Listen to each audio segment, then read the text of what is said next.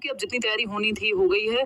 आप अपना दिमाग साथ लेके जाना है आपको और पेपर अटेम्प्ट करना है। लाइक शेयर सब्सक्राइब आप करते रहेंगे जैसे जैसे आते जाएंगे और होपफुली आप लोग जो है ऐसे ही जुड़ते रहेंगे और हम लोग ऐसे ही सीखते सिखाते रहेंगे, मजा आता है। चलिए स्टार्ट करते हैं। टेलीग्राम चैनल पे टॉप 100 क्वेश्चंस वाले जो पीडीएफ है वो डलवा दी है, तो वो आप चेक कर सकते हैं। डर लगना एकदम लाजमी है ना। वो राहत इंदौरी का शेर है ना शायद, इश्क हो या जंग हो भरपूर होना चाहिए।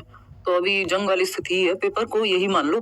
तो ऐसे प्यार मोहब्बत में भी लोगों को डर लगता है, पेपर से पहले भी डर लगना चाहिए, कोई दिक्कत नहीं है। डर लगना लाजमी है, नॉर्मल है, ठीक है।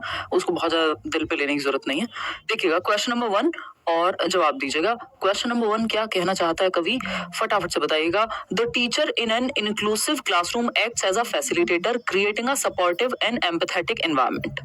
देयर रिस्पॉन्सिबिलिटीज इंक्लूड, यानी टीचर्स की क्या क्या रिस्पॉन्सिबिलिटीज हैं। टीचर्स को एक तो फैसिलिटेटर होना चाहिए, आपको पता ही है, पूरा कंस्ट्रक्टिविज्म कहता है, रचनावाद कहता है कि टीचर को क्या होना चाहिए, शिक्षक को क्या होना चाहिए, सुविधा दाता होना चाहिए।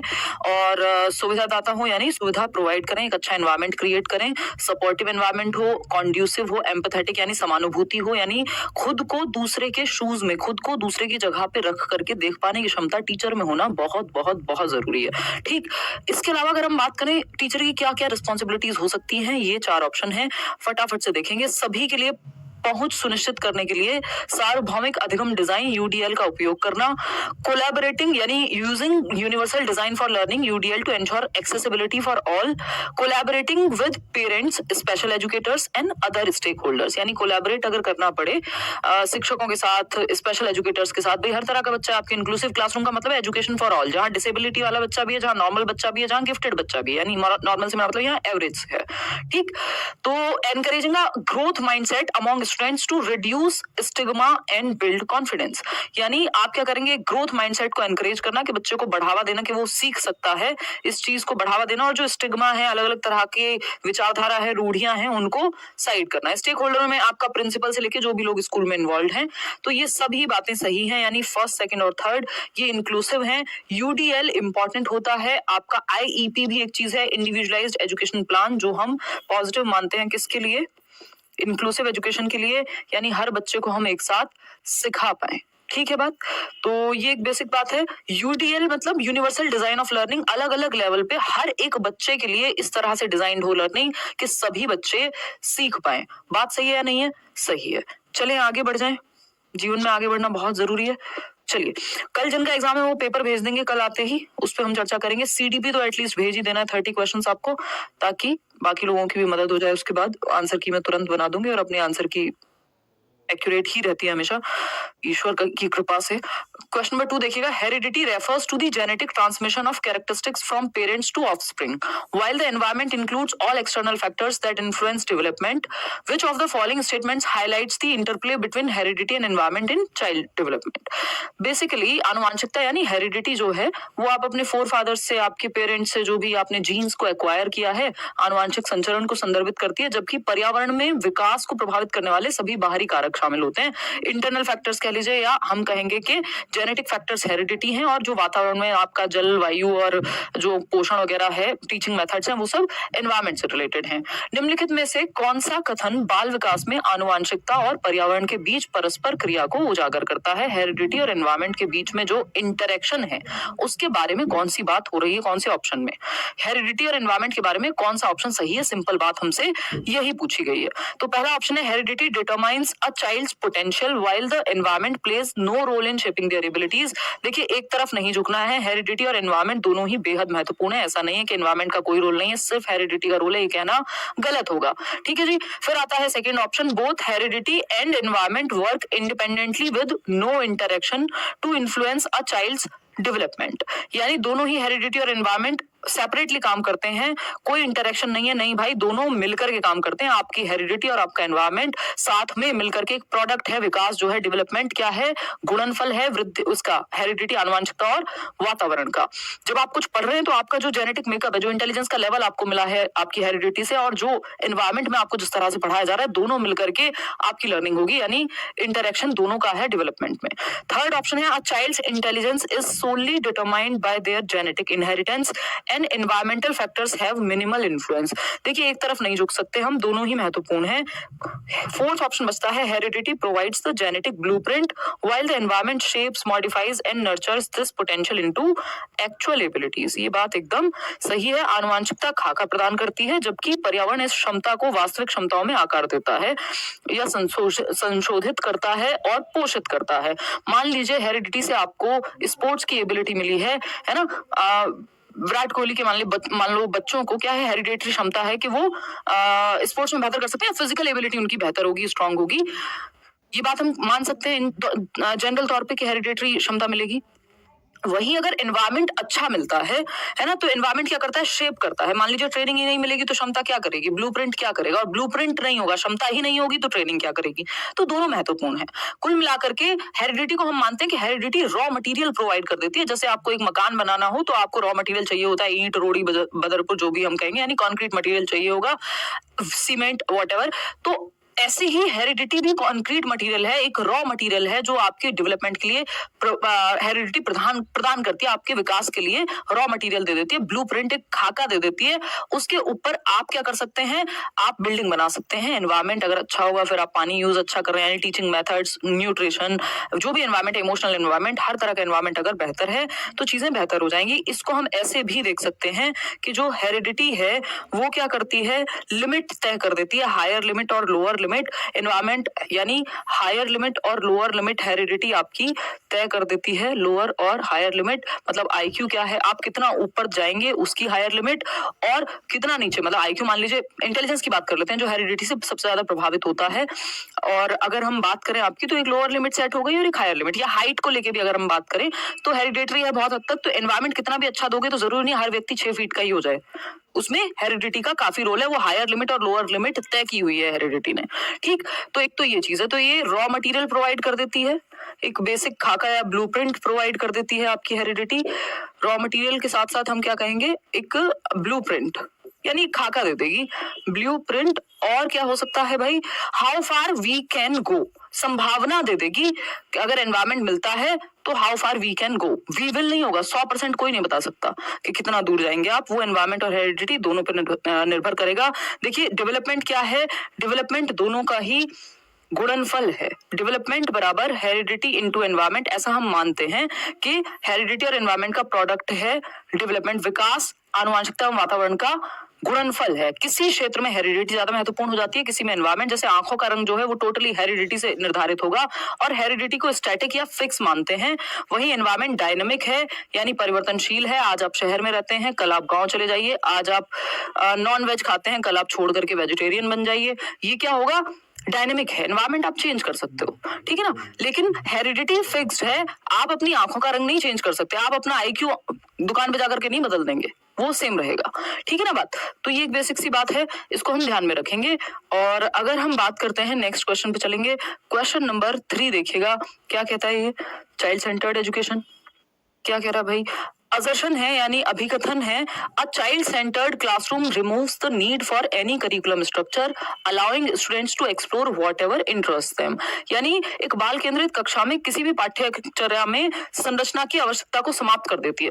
मतलब एक चाइल्ड सेंटर्ड क्लासरूम जो है, करिकुलम स्ट्रक्चर की जरूरत ही नहीं है। अगर बाल केंद्रित है शिक्षा या कक्षा जहां बच्चे सेंटर में है, तो कोई करिकुलम, कोई सिलेबस, कोई प्लानिंग, किसी चीज की जरूरत नहीं है। नहीं भाई, जरूरत है तब भी, ये कहना गलत होगा। चाइल्ड सेंटर्ड क्लासरूम में भी करिकुलम या पाठ्यचर्या होती है जहां बच्चे सेंटर में है, बाल केंद्रित है, लेकिन वहां पे एक चीज का ध्यान रखा जाता है कि बच्चों को सेंटर में रख के करिकुलम बनाया जाए, बच्चों की नीड के अकॉर्डिंग फ्लेक्सिबल हो करिकुलम, लचीला हो, ना कि रिजिड या कठोर हो, फिक्स ना हो। ठीक, तो ये बात तो गलत हो जाएगी। रीजन क्या है इसका, child centered education provides flexibility in teaching methods and encourages students to explore their interest, but it operates within a structured framework that guides learning objectives. यानी चाइल्ड सेंटर्ड एजुकेशन एक flexibility provide करती है अपने teaching methods. आप multiple methods, अलग अलग तरह के मेथड्स को अपना सकते हैं जरूरत के अनुसार, और ऐसा ही आपका करिकुलम होगा, जहां जरूरत हो आप बच्चे के अनुसार जा सकते हैं। तो ए तो फॉल्स है बट आर इज ट्रू, तो दोनों तो सही हो ही नहीं सकते क्योंकि ए तो पहले ही गलत है। तो fourth option is the right answer. आगे बढ़ेंगे नेक्स्ट क्वेश्चन पे। नेक्स्ट क्वेश्चन क्या है भाई, क्वेश्चन नंबर 3 कहां से आ गया फिर से, क्वेश्चन नंबर 3 हम कर चुके हैं, आई बिलीव, हाँ 4 है ये, क्वेश्चन नंबर 4 है ये मिस्टेक हो गई है नंबरिंग में। ठीक, तो अगर हम बात करें यहाँ, तो क्वेश्चन नंबर 4 को पढ़िए और बताइए विच of the following scenarios best illustrates the interaction between cognition and emotion and how should teachers address such situations to promote effective learning। संज्ञान और संवेग के बीच का जो रिश्ता है वो क्या कहलाता है, इसके बारे में कौन से ऑप्शन में बात क्लियरली की गई है, ये पूछा है हमसे क्वेश्चन में। फटाफट से बताइएगा। आपकी दुआ से पेपर फाड़ के आएंगे, आशीर्वाद बनाए रखने। पेपर वेपर मत फाड़ो यार, है ना। पेपर को ऐसी ठीक ठाक स्थिति में ले आना, है ना, उड़ा के आना, आई मीन बहुत अच्छे से करके आना पेपर को, ठीक है। ऐसे गुस्सा नहीं करते, कोई बात नहीं, अब तो दिल पे ले गए। आ जाओ, थोड़ा फास्ट करें, ठीक है भाई। अब तो आपकी सारी तैयारी हो चुकी है, यही मान लेती हूँ मैं, फास्ट कर लेते हैं, है ना। चलो देखो एक बार, तो कौन सा परिदृश्य संज्ञान और संवेग के बारे में कौन सी बात सही है ये बताना है। दिल और दिमाग के बीच रिश्ता क्या कहलाता है, इंटर रिलेटेड है, बाई डायरेक्शनल है, इंटरट्वाइंड है, परस्पर अंतः संबंधित होते हैं दिमाग और दिल, संज्ञान और संवेग। देखते हैं फटाफट से।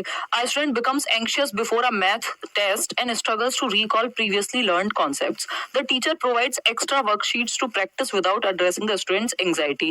तो अगर एंजाइटी यानी एक तरह से यहाँ पे एंजाइटी सिंबॉलिक है, किसको लेके, इमोशन को लेके, तो बच्चों को जो फील हो रहा है उस पे अगर ध्यान ही नहीं दिया जाएगा तो हम तो ये मान रहे हैं कि कॉग्निशन और इमोशन जो है इंटर रिलेटेड नहीं है, जबकि वो दोनों इंटर रिलेटेड है। तो यहाँ पे बच्चे के इमोशन पे भी ध्यान दिया जाना चाहिए था। A student expresses frustration during a challenging group activity. The teacher acknowledges the emotion, helps the student reframe the situation positively and guides them to develop problem solving strategies. ये बात सही है कि टीचर ने एक्नॉलेज किया बच्चे का emotion कि वो एंग्शियस है या फिर फ्रस्ट्रेशन महसूस कर रहा है ना, और बच्चे को फिर हेल्प किया पॉजिटिवली देखने के लिए। जैसे हमने कल क्या डिस्कशन किया था कि 2 दिन में सीटेट कैसे पास करें, तो अब क्या हुआ, आप सब फ्रस्ट्रेटेड तो नहीं कहेंगे, एंग्शियस थे, पेपर को लेके चिंता में थे। तो क्या हमने बातचीत की कि पॉजिटिवली कैसे देखा जा सकता है 2 दिन में, हद से हद क्या होगा देखा जाएगा, अभी तो पढ़ ही सकते हैं। तो ये क्या हुआ, हमने एक डिस्कशन किया जिससे रिफ्रेम द सिचुएशन पॉजिटिवली, हमने सकारात्मक रूप से देखा उस सिचुएशन को और प्रॉब्लम सॉल्विंग स्ट्रेटजी अपनाई कि ये करके देख लेते हैं और एक्साइटेड होकर के पेपर देने जाइए। तो ये एक अच्छा तरीका है, क्योंकि संज्ञान और संवेग, अगर आप एक्साइटेड होकर खुशी से पेपर देने जा रहे हैं, थोड़ा पॉजिटिव इमोशंस के साथ जा रहे हैं, पॉजिटिव अप्रोच के साथ जा रहे हैं, तो बेहतर परफॉर्म करते हैं, इस बात में कोई भी दोहराए नहीं है ना। फिर आते हैं थर्ड ऑप्शन पे। आ स्टूडेंट, नहीं तो अगर बहुत फ्रस्ट्रेशन है, एंजाइटी है, बहुत ज्यादा जरूरत से ज्यादा प्रेशर है, थोड़ा बहुत डर लगना लाजमी है, तो वो फिर क्रिपलिंग हो जाता है, मतलब वहां परफॉर्म नहीं कर पाता इंसान। फिर आते हैं थर्ड ऑप्शन पे। A student demonstrates excitement about a new project but lacks the cognitive skills to plan and complete it. The teacher discourages the student from participating until they improve their academic skills. तो ये कहना गलत है कि बच्चा अगर excitement महसूस करता है about a new project but lacks the cognitive skills to plan and complete it, the teacher discourages the student from participating. तो ये कहना गलत होगा, बच्चे को मौका तो दिया ही जाना चाहिए, ये तो बात गलत ही है, बच्चे के फेवर में नहीं है। आपको सिंपल देखना है, बच्चा एक्टिव होना चाहिए, बच्चे के फेवर में होनी चाहिए बात। ये 2 बातें जहां जा रही हैं वो ऑप्शन सही है, पेडागोजी में फंसेंगे नहीं आप, ठीक। A student shows indifference toward class discussions but the teacher continues with the lesson without investigating. नहीं, हमें बच्चे के पक्ष में चाहिए जो सेकंड ऑप्शन में ही हमें नजर आ रहा है कि बच्चे के इमोशंस को पॉजिटिवली यहाँ टैकल किया गया, जिससे उसका दिमाग भी फिर ठीक से काम करेगा। बहुत बड़ा क्वेश्चन है, काफी लेंदी है, थोड़ा सा कोशिश कीजिए कि पढ़ के जवाब देने का। बेसिकली सोशलाइजेशन पे ही है, ऐसा कई बार सीटेट करता है कि लेंदी बना देता है सवालों को। हमारी टीम ने भी पूरी कोशिश की है कि लेंदी बना दिया जाए सवालों को। फटाफट से आप बताइए, फिर हम आगे बढ़ेंगे। मैम दिख नहीं रहा, फोन को ऐसे लिटा लीजिए, ठीक है ना, आई मीन हॉरिजॉन्टल उसमें देख लीजिए, फटाफट से देखो।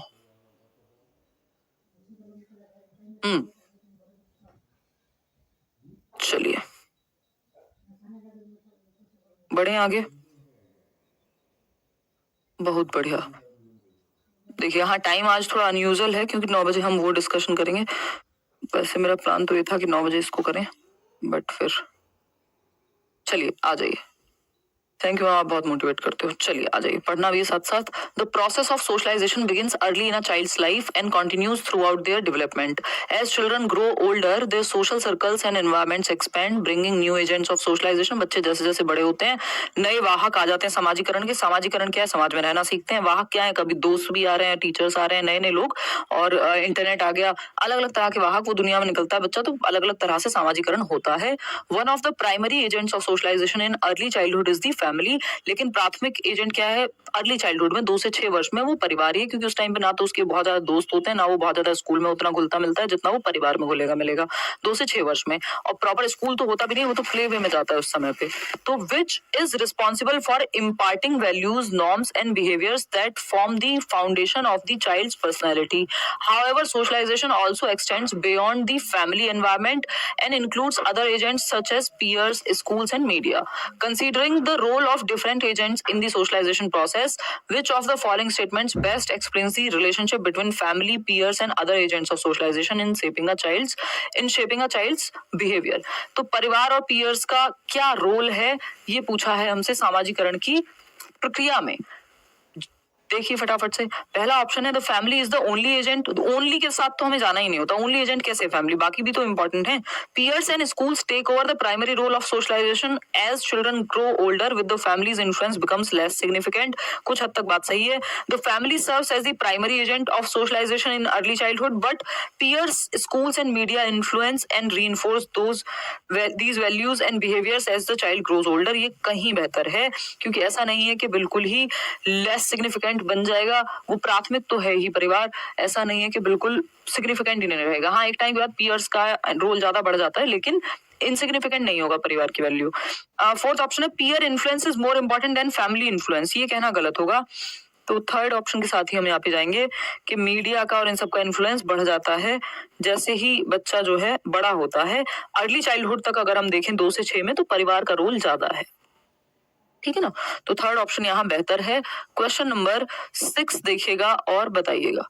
क्वेश्चन नंबर 6 देखिएगा और बताइएगा क्या कहना चाहता है कवि, फटाफट से। क्वेश्चन नंबर 6 ये है, according to Vygotsky, however language plays an even more central role as it is not only reflects but also shapes a child's cognitive development. यानी वाइगॉत्स्की के अनुसार भाषा एक महत्वपूर्ण भूमिका निभाती है दिमाग के विकास में या संज्ञान के विकास में। बात सही है नहीं? Vygotsky believe that language specially through social interactions is critical in the development of higher order thinking skills. Higher order thinking skills वो होती हैं जो गिफ्टेड बच्चों को, हॉट्स जिनको कहते हैं हम, मुश्किल क्वेश्चंस होते थे ना हायर ऑर्डर थिंकिंग स्किल्स वाले, तो उच्च चिंतन जिसमें शामिल होता है। तो वाइगॉत्स्की कह रहे हैं लैंग्वेज का बहुत महत्वपूर्ण रोल है इवन आपकी हायर लेवल थिंकिंग को डेवलप कराने में।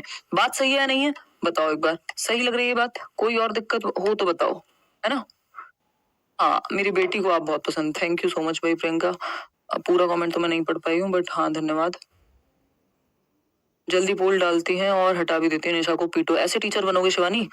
निशा नहीं है और यहाँ पे राहुल है, तो ऐसी ऐसी हरकतें नहीं करनी है, मारपीट की बातें नहीं करनी है, जुबान से बातें करनी है, ठीक है जी।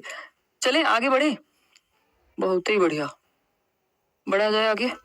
भाई ये फोन क्यों बजता है इतना, मैं इस फोन से ही दुखी हूँ। देखिएगा, तो अगर हम बात करते हैं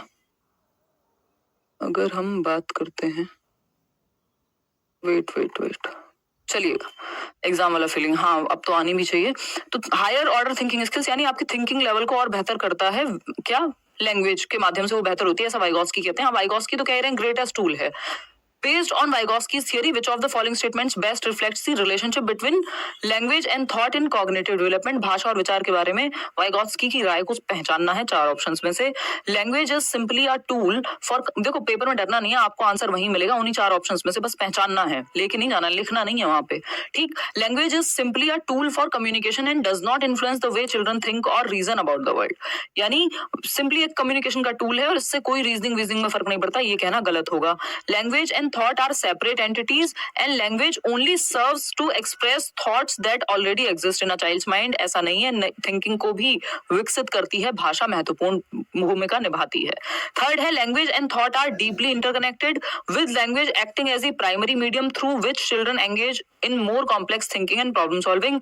ये बात भी एकदम सही है कि महत्वपूर्ण भूमिका है, प्राथमिक भूमिका है, और बच्चा जैसे सोचता है वो चीज प्रभावित होती है भाषा से। भाषा और लैंग्वेज सिर्फ अर्ली चाइल्डहुड तक है, ये बात कहना एकदम गलत होगा। भाषा, हाँ थोड़े लेंथी क्वेश्चन होंगे तब तो दिमाग पे जोर पड़ेगा ना। भाषा कितनी प्रैक्टिस किए पता लगेगा। तो मैंने आपको कह दिया नंबर को नहीं जोड़ना है, ये नहीं सोचना कितने नंबर है। Language and thought are deeply interconnected with language acting as the primary role है। लैंग्वेज का बेहद महत्वपूर्ण है, सोसाइटी, कल्चर और लैंग्वेज। ये वाइगोस्की की थियरी में हम पढ़ भी चुके हैं। क्वेश्चन नंबर 7 देखिएगा, which of the following is the most accurate interpretation of the concept of developmentally appropriate practice in early childhood. Developmentally appropriate practice का मतलब है विकासात्मक रूप से उपयुक्त अभ्यास, यानी कौन सा तरीका विकास के अनुसार बेस्ट है, जो बच्चे की विकास की जो अवस्था है यानी अर्ली चाइल्डहुड में उसके डेवलपमेंट के अनुसार कौन सा तरीका बेस्ट है। अब ये लैंग्वेज ऐसी यूज की गई है ताकि आपको थोड़ा सा सोचने पे मजबूर होना पड़े, ठीक है ना। तो अगर हम देखें विच of the following is the most accurate interpretation of the concept of developmentally appropriate practice, development के अनुसार जो एक उपयुक्त प्रैक्टिस है, उपयुक्त मेथड है अर्ली चाइल्डहुड में 2 से 6 वर्ष में, वो कौन सा है। It refers to using a one size fits all teaching approach. ये मैं आपको बहुत बार बता चुकी हूँ, वन साइज फिट्स ऑल कुछ नहीं होता। ये अभी जो क्या कहेंगे इसको, स्वेट शर्ट कहेंगे, जो भी कहेंगे, है ना, ये साइज मैंने लिया था ये शायद 2 हफ्ते पहले, उनको बोल दिया था स्टोर वालों को भिजवा देना, अभी अभी आया है। तो अगर वन साइज फिट्स ऑल होता तो मुझे इंतजार नहीं करना पड़ता इतने दिन, सर्दियों के कपड़े वैसे ही नहीं थे कि। तो साइज सबके लिए डिफरेंट साइज हो सकते हैं। कुछ साइज मीडियम है तो कुछ लोगों को फिट होगा, स्मॉल है तो कुछ लोगों को फिट होगा, लार्ज है तो कुछ और लोगों को फिट होगा। तो सबको वन साइज फिट्स ऑल का कोई कॉन्सेप्ट नहीं होता कि सबके लिए एक ही साइज बना हो, पॉसिबल नहीं है, ठीक।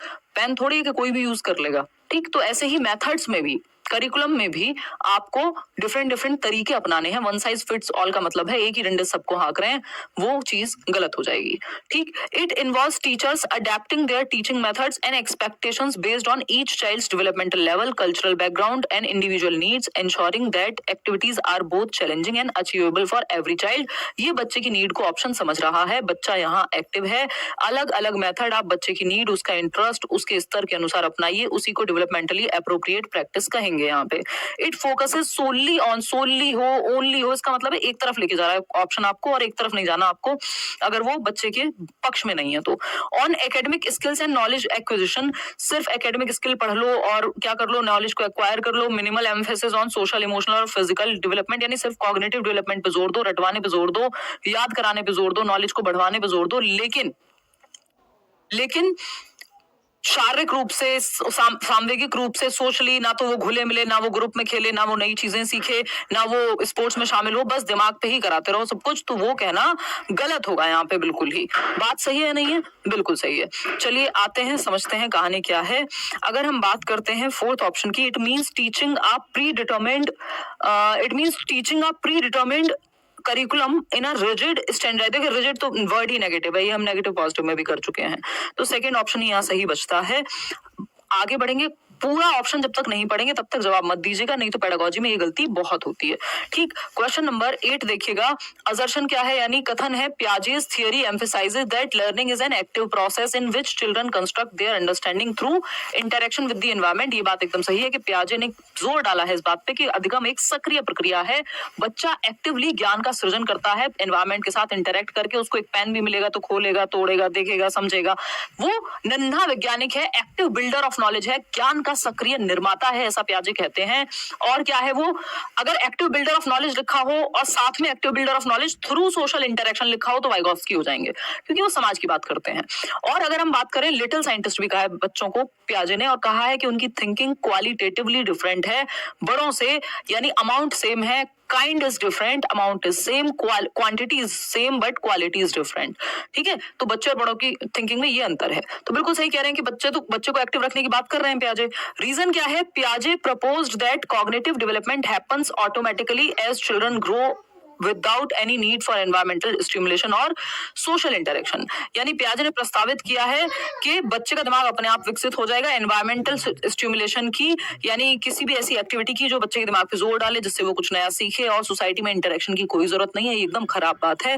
पियाजे ने 4 फैक्टर दिए हैं, मैच्योरिटी, इक्विलिब्रेशन, सोशल इंटरेक्शन और एक्सपीरियंस, यानी एक्टिविटी, ये सब महत्वपूर्ण है। तो A is true but R is false. Third option simple सही है। आगे बढ़ेंगे नेक्स्ट क्वेश्चन पे। नेक्स्ट क्वेश्चन क्या है, क्वेश्चन नंबर 9 देखिएगा और बताइएगा, ध्यान से जवाब देंगे, ठीक है, थोड़ा सा इसको जूम करके पढ़ लेते हैं फटाक से।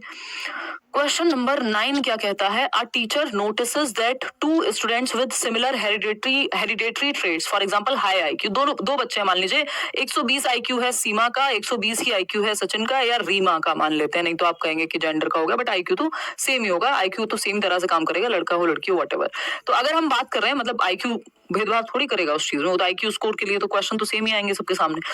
Perform differently in academics, which of the following reasons best explains this difference. तो 120 आईक्यू है सचिन का, 120 आईक्यू है सीमा का।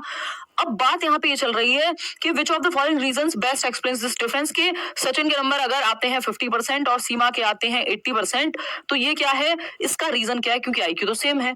मैं बहुत बार आपको इसलिए कहती हूँ कि आईक्यू सब कुछ नहीं है, क्योंकि जितना आईक्यू मिला है, मान लीजिए आपको, उतना भी खर्च कितने लोग कर पा रहे हैं? यूटिलाइज तो करते ही नहीं है ना, आलसी लोग हैं हम।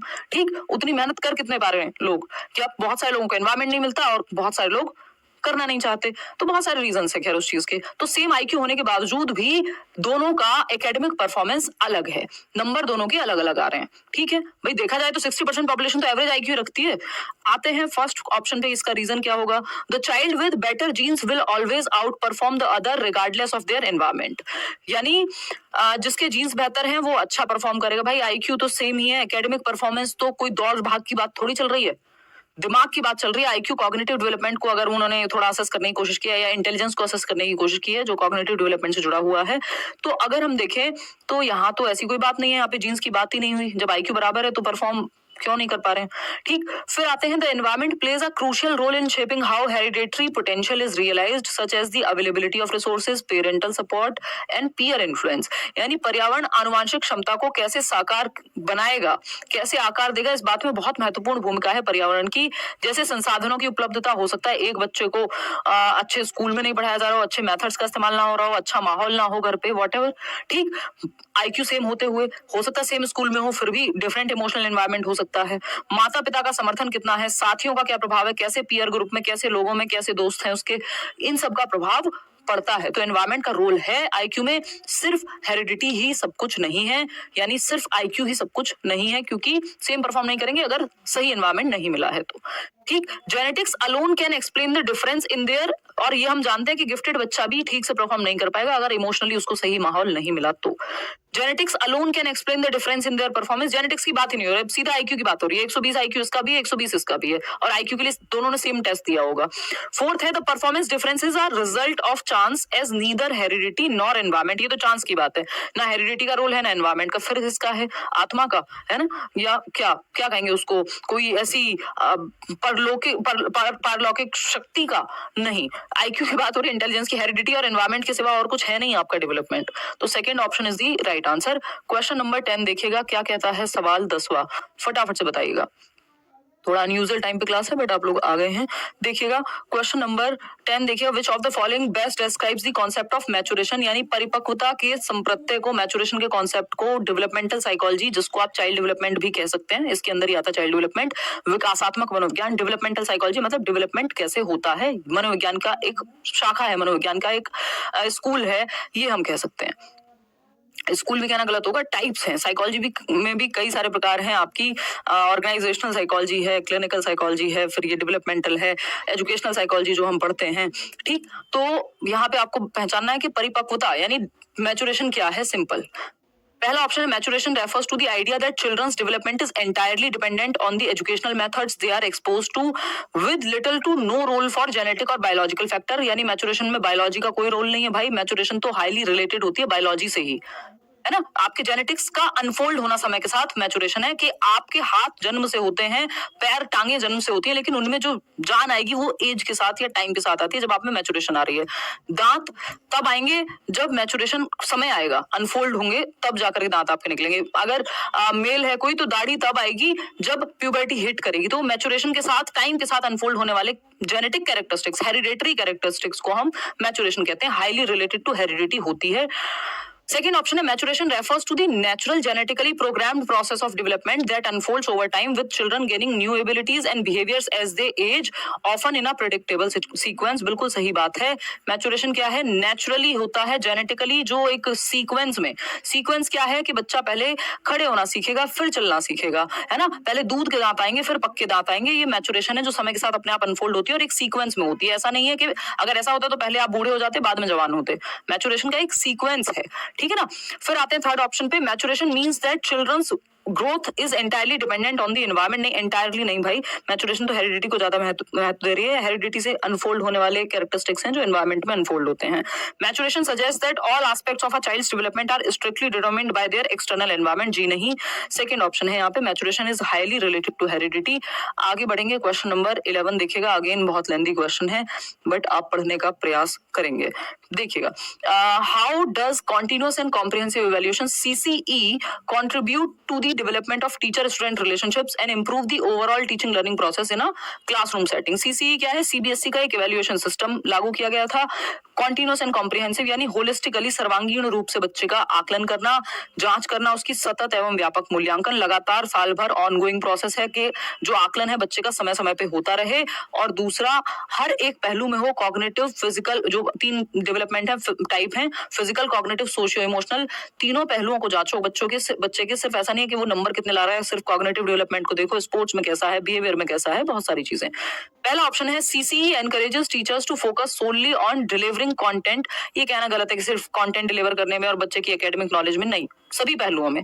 CCE allows teachers to engage with students on a more personal level by regularly assessing their progress. बिल्कुल सही है.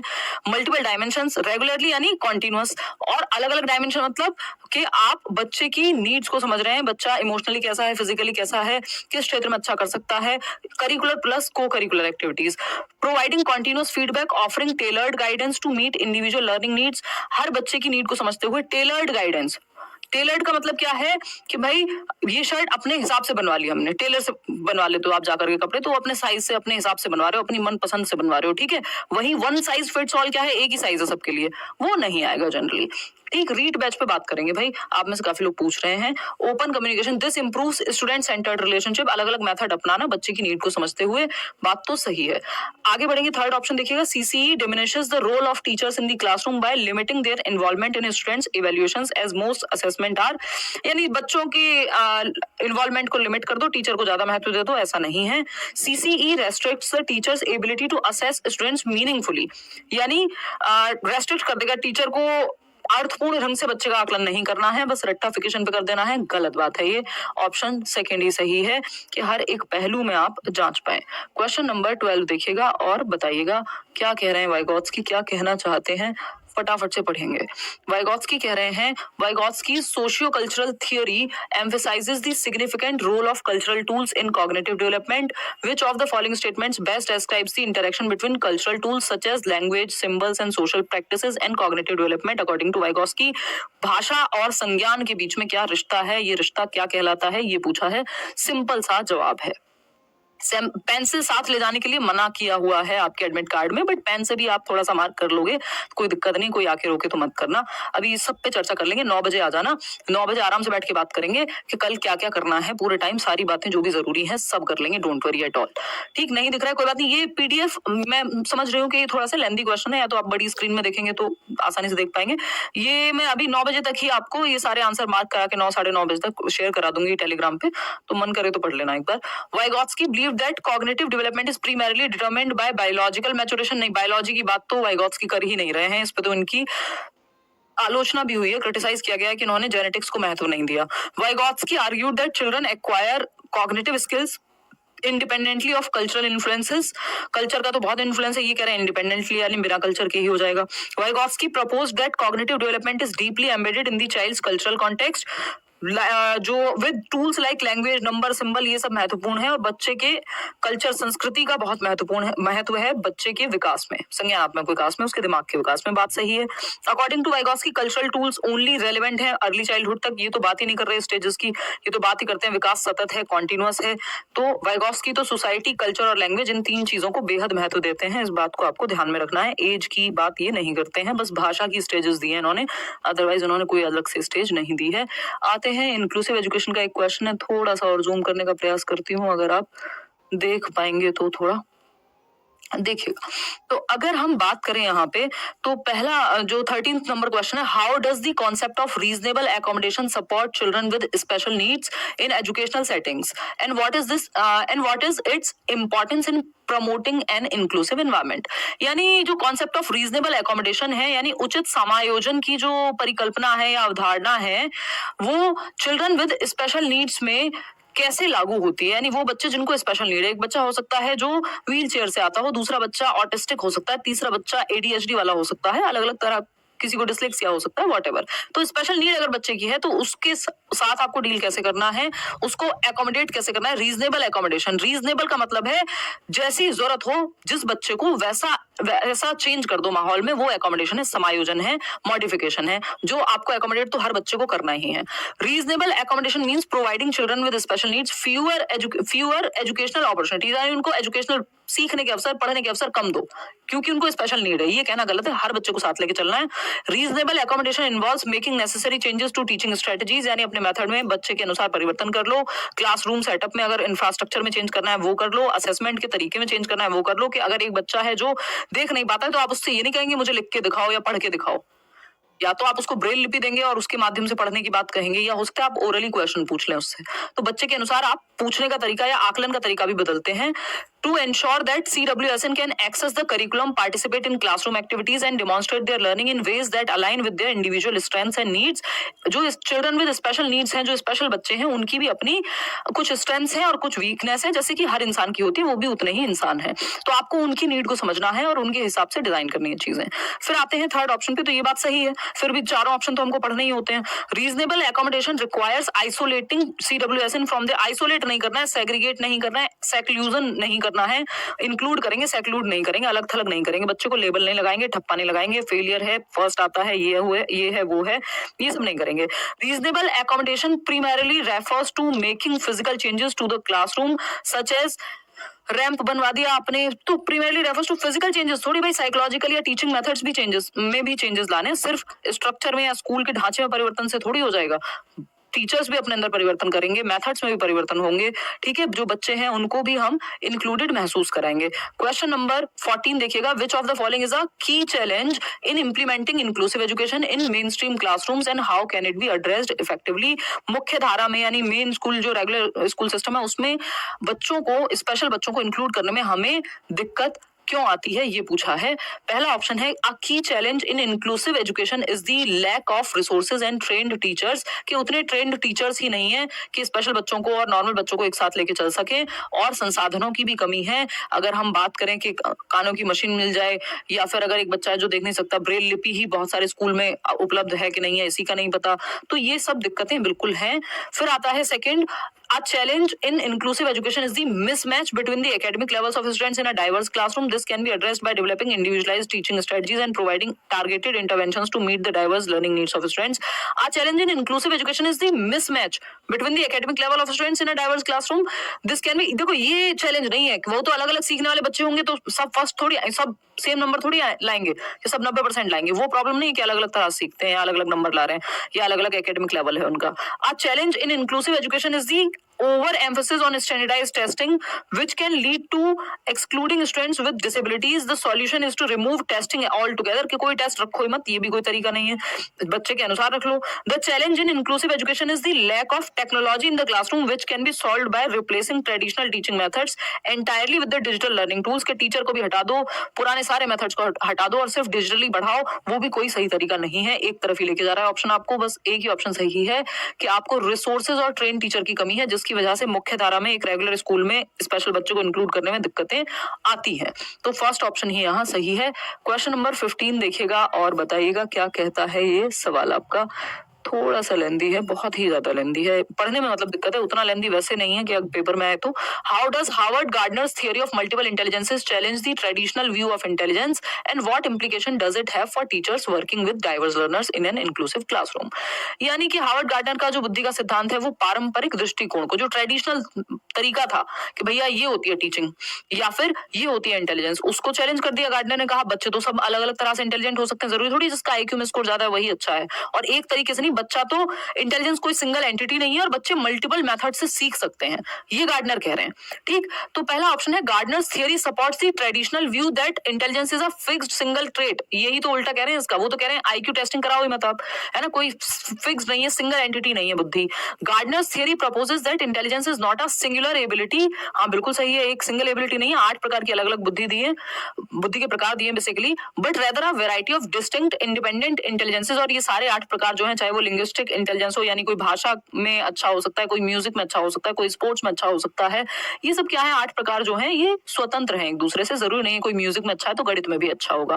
ठीक है ना। फिर हम बात करते हैं, this challenges the notion of intelligence being purely academic and suggest that teachers should use diverse learning methods to address. हाँ भाई, डिफरेंट डिफरेंट मेथड अपनाओ और अलग अलग तरह की एबिलिटी दी है, ये बात यहाँ एकदम सही है। देखो क्वेश्चन पेपर आपका सिलेबस से ही आना है, क्वेश्चन कितना भी मुश्किल हो सिलेबस से आएगा। हाँ लेंदी जरूर हो सकता है, जो उदाहरण के तौर पे आपको यहाँ दिखाया भी जा रहा है। क्वेश्चन नंबर ऑप्शन नंबर 3 देखिएगा, Gardner's theory rejects the concept of intelligence altogether and claims that teaching should focus solely on nurturing students emotional wellbeing.